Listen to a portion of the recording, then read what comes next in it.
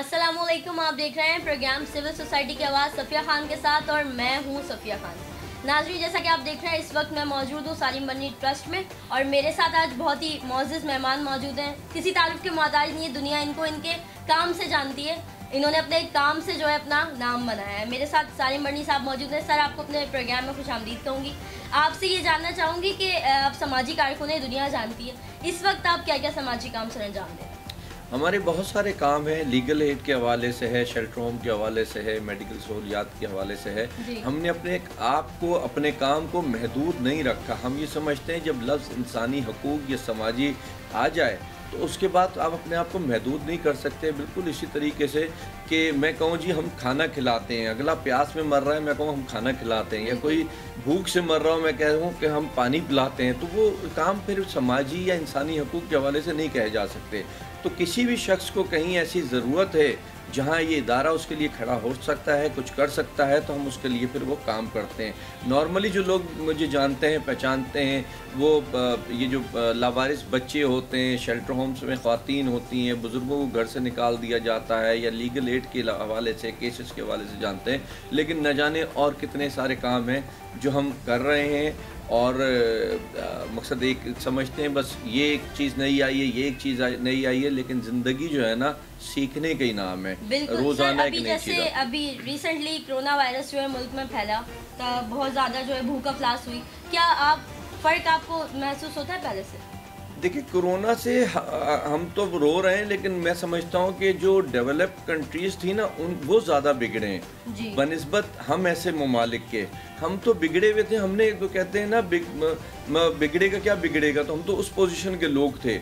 लेकिन हाँ, फ़र्क ज़रूर पड़ा है, एक आम दिनों से ज़्यादा फ़र्क ज़रूर पड़ा है, लेकिन फ़ायदे भी बहुत हुए हैं। मैंने उन लोगों को भी देखा जिन्होंने कोरोना के नाम पे बहुत कमाया।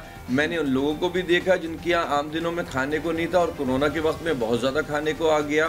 तो ये दुनिया है, अल्लाह का निज़ाम है, इसमें अच्छी बुरी हर चीज़ जो है ना साथ साथ चलती है फिर। जी अच्छा, सालिम साहब आपसे एक सवाल करना चाहूँगी। मुल्क में हमारे जो है दिहाड़ीदार तबका भी एक बहुत ही अहम है, बहुत ज़्यादा है। एक तरीके से इसका दिहाड़ीदार तबके की तादाद जो है वो बहुत ज़्यादा है। इसके हवाले से आप कोई काम कर रहे हैं अभी? क्योंकि भूख अफलास जो है वो कोरोना की वजह से अभी कारोबार अभी ठीक से बहाल हो ही नहीं सके, तो फिर देखिए, मैं शुरू दिन से ही राशन बांटना, राशन देना, लोगों को भिखारी बनाना, इसके बहुत सख्त ख़िलाफ़ हूँ। हाँ, दिहाड़ीदार हो या दिहाड़ीदार ना हो, कम तनख्वाह वाला शख्स हो, जिसको कोई एक जायज़ ज़रूरत समझ में आती है ना। फ़र्ज़ करें 2 महीने आपने ऐसी मुझे मजबूरी बताई कि मुझे समझ में आई और आप घर का रेंट नहीं दे सके, उधर तो मैं ज़रूर दे दूँगा अगले 2 महीने का, लेकिन अगले 2 महीने के बाद मुझे तीसरे महीने से नज़र आना चाहिए कि तीसरे महीने आप रेंट देंगे। लेकिन अगर मैं ये देख रहा हूँ कि शुरू से आप सिर्फ काम ही ये कर रहे हैं कि कभी इसको शिकार कर लिया, कभी उसको शिकार कर लिया, तो उसके लिए हमारी किसी किस्म की कोई हमदर्दी नहीं होती। लेकिन किसी का इलाज का मामला है तो वो अच्छा है या बुरा है, मुजरिम है या मजलूम है, फिर उसके लिए करते हैं, क्योंकि ज़िंदगी अल्लाह की दी हुई चीज़ है, इसको हमें महफूज बनाना है, अपनी ज़िंदगी को भी और दूसरे की ज़िंदगी को भी। बिल्कुल जी। सालिम साहब, मुझे ये बताएं कि सऊदी अरब में जो पाकिस्तानी मुकीम है, लोग फंसे हुए हैं। कुछ दिन पहले मेरे पास एक वीडियो आई थी, लोगों ने जो है कुछ मुझे सेंड की थी, उसके बारे में आपकी तरफ से कोई इक़दाम हैं? देखिए, हम बहुत कोशिशें करते हैं, सिर्फ सऊदी अरब नहीं, दुनिया भर में जहाँ जहाँ पाकिस्तानी फंसे हुए या कोई गैर मुल्की पाकिस्तान में फंसा हो, तो हमारी कोशिश होती है उसको जो है ना रिलीफ मिले, उसके साथ हमदर्दी की जाए। लेकिन मामला यह है कि ये हम लोग क्यों फंसे में, पाकिस्तानी क्यों फंसे में, हम अपने जुर्म क्यों नहीं देखते, हम अपनी गलतियाँ क्यों नहीं देखते? क्या गलती और जुर्म की सज़ा हमारे अपने माँ बाप नहीं देते? क्या हमारा अपना मुल्क नहीं देता? क्या हमारा अपना निज़ाम नहीं देता?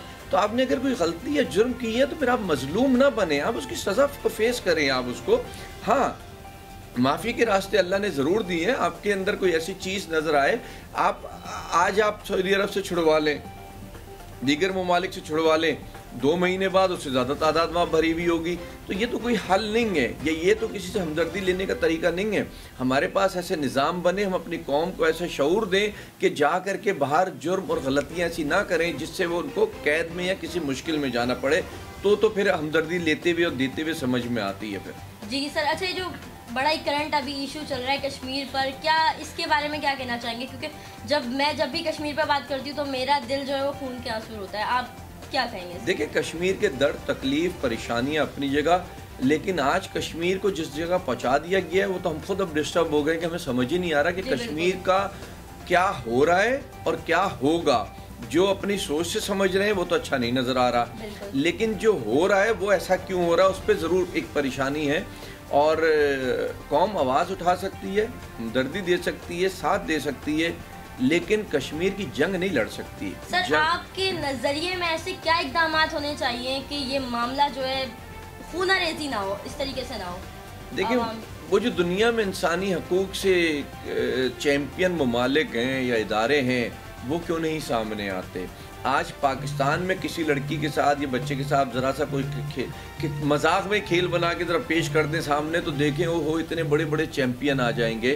وہ چیمپئن اس وقت کشمیر کے لیے کیوں آنکھیں بند کیے ہوئے, کیوں انہوں نے اپنی جو ہے نا آواز کو بند کر دیا ہے؟ کیا وجوہات ہیں؟ اس کا مقصد یہ ہے کہ جان بوجھ کے انسانوں کی زندگیوں سے اور عزتوں سے, معصوم بچوں کی عزتوں سے, عورتوں سے کھیلا جا رہا ہے. پھر یہ تو پھر اگر آپ نے کھیلنا ہے تو کم از کم انسانی حقوق کا ورڈ اپنے آپ سے, اپنے ارد گرد سے, یا اچھے انسان کا ورڈ ہٹا دیجئے. باقی ٹھیک ہے, دنیا ہے, سہنا ہے بہت کچھ, اس کو بھی سہ لیں گے پھر. اچھا جی سر, مجھے یہ بتائیے گا کہ 14 اگست کی آمد ہے, آپ دیکھ رہے ہیں روڈوں پہ جھنڈے لگے ہوئے ہیں, کوئی رکشہ بھی جا رہا ہے تو اس کے اوپر بھی جھنڈیوں سے مطلب اپنی خوشی کا اظہار جو ہے عوام اس طریقے سے کر رہی ہے. آپ کیا کہیں گے اس کے بارے میں؟ دیکھیں ویسے تو سب کی اپنی اپنی مرضی ہوتی ہے, لیکن اگر میں اکثر مجھے بیچ دیتے بھی میں اٹھا کے سائڈ پہ رکھ دیتا ہوں. یہ جھنڈے سینے پہ سجانے سے, گاڑیوں پہ سجانے سے, گھروں اور بلڈنگوں پہ سجانے سے آپ پاکستانی نہیں ہوتے. پاکستانی ہونے کے لیے آپ کو کچھ اس جھنڈے کے لیے کر کے دکھانا ہے, اور جھنڈے کے مینس اس ملک میں رہنے والے انسان کے لیے. اگر آپ اس دن کو اس طرح منا رہے ہیں کہ دوسرا انسان آپ سے پریشان ہو رہا ہے تو آپ ملک کی خوشی نہیں, ملک کو تو آپ رسوائی دے رہے ہیں, آپ اس تکلیف دے رہے ہیں اس سے, آپ پھر اس انسان کو اور اس ملک کو. تو یہ جو 14 اگست مناتے ہیں انہیں بھی بلکہ میں میسیج دوں گا, جتنے ہاتھ پاؤں اور جانیں 14 اگست کو ضائع ہوتی ہیں نا شاید ہی کبھی ہوتی ہوں. ریسیں لگاتے ہیں, ویلیاں مارتے ہیں, غریب لوگ ہوتے ہیں, پھر وہ مائیں بیچاری ادھر ادھر مانگ تانگ کر رہی ہوتی ہیں, اور کسی بھی صورت علاج ہو جائے تو تکلیف تو اٹھاتے ہیں نا. تو 14 اگست آپ کو یہ نہیں سکھاتی, 14 اگست یوں نہیں منائی جاتی. 14 اگست کو ایک فلاحی انداز سے منانا چاہیے. پھر بے شک جھنڈے بھی لگائیں, جھنڈا لگا لینے سے صرف پاکستانی بن جائے اس بات کو تو میں نہیں مانتا قطعی. اچھا جی سر, آپ کیا میسیج دینا چاہیں گے, مطلب 14 اگست کے حوالے سے عوام کو کیا میسیج دیں گے, بالخصوص کراچی کی عوام کو؟ جیسے بھی آپ نے بڑی اچھی بات کی, مناتے تو ہیں پر غلط انداز میں مناتے ہیں. دیکھیں کراچی کیا پورے پاکستان, 14 اگست پورے پاکستان کا نام ہے. 14 اگست کو ایک آواز جو چلی ہے میں اس آواز کے ساتھ ہوں کہ جھنڈوں کے بجائے درخت اگائیں. اگر ہم درخت اگائیں گے پورے پاکستان کے اندر, ہمیں کوئی کریڈٹ نہیں چاہیے ہمیں, کہ یہ تو ہمارا دین ہمیں سکھاتا ہے کہ درخت جو ہے صدقہ جاریہ ہے. تو ہم اس کو ایک ثواب کی نگاہ سے اگر یہ درخت لگانا شروع کر دیں, اور یہ جو بلا وجہ درختوں کو کاٹ دینا, نقصانات دینا, اس عادت کو اپنی ختم کریں, تو میرا خیال ہے کہ چند سال کے بعد جب ہم 14 اگست منا رہے ہوں گے تو اس 14 اگست کا مقصد ہمیں سمجھ میں آئے گا کہ واقعی 14 اگست ہے اور ہمیں اس کو ایسے ہی پھر منانا چاہیے. ٹھیک ہے جی سالم صاحب, آپ نے اپنا قیمتی وقت ہمیں دیا اور اپنی قیمتی رائے سے ہمیں آگاہ کیا. آپ کا بہت شکریہ ادا کرنا چاہوں گی دوبارہ سے اپنے پروگرام میں. اسی کے ساتھ ناظرین پروگرام کا اختتام کروں گی. عوام کو اپنی جانب سے ہی میسیج دینا چاہوں گی کہ آپ کا کوئی بھی ایسا کوئی کام ہو جو کہ سالم بڑنی صاحب حل کر سکتے ہیں تو ان کے پاس ضرور آئیں.